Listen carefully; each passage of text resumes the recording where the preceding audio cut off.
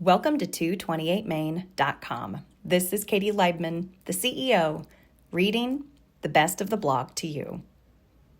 Choose Your Ingredients by Mark Leibman, advisor. I learned how to make soup back in the last chapter. Now, a variety of soups are a staple of my diet.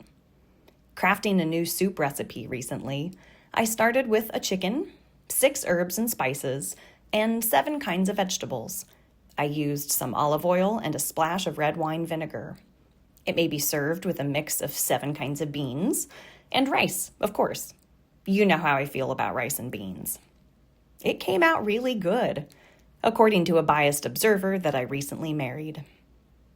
Contemplating the choices made in the creation of the soup, I thought about how we build portfolios here at 228 Main. From many alternatives, we select what we want to own and determine the proportions of each. Another school of thought holds that portfolios should consist of some of everything.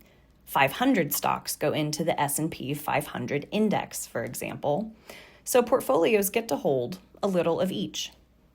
That led me to wonder, what would index soup taste like? 150 herbs and spices? 50 kinds of vegetables?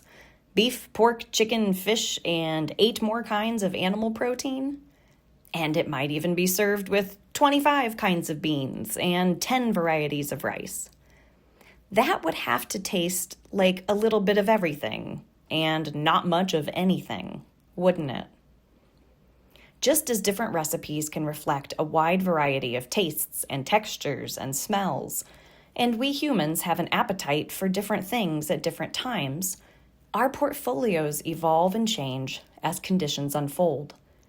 By looking for the best bargains, by avoiding stampedes in the market, by planning to own the orchard for the fruit crop, thinking long term, our collection of opportunities has diverged from the most popular kind of index soup, the S&P 500. Creating our own recipe helps avoid another possible pitfall of index soup. Not that it can get too bland in its attempt to average everything, but that it can get too heavy-handed in spicy times. Recently, slightly more than half of our long-term portfolios have been invested in small and mid-sized companies. We're diversified around the world, although about 2/3 of value is still invested in the U.S.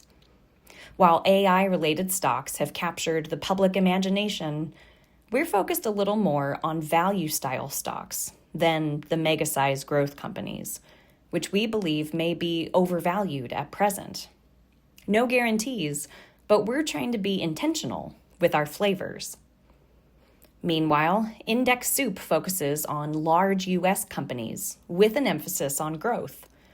Technology is nearly 37% of the mix in that soup, and the top 7 holdings are mega-sized tech companies. We know that the flavor can get too strong at times. Back in the year 2000, the S&P 500 index and technology stocks generally left a bad taste in the mouths of many investors the last time valuations approached extreme levels.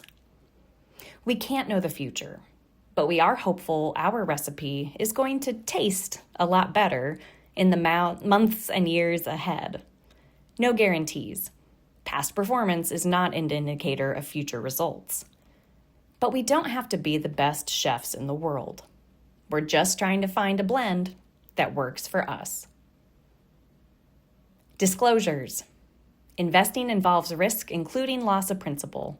There's no assurance that the views or strategies discussed are suitable for all investors or will yield positive outcomes. The opinions voiced in this material are for general information only and are not intended to provide specific advice or recommendations for any individual. There is no guarantee that a diversified portfolio will enhance overall returns or outperform a non-diversified portfolio. Diversification does not protect against market risk. The S&P 500 is an unmanaged index and cannot be invested into directly. Past performance is no guarantee of future results. For more content like this, subscribe to our weekly email at 228main.com/newsletter.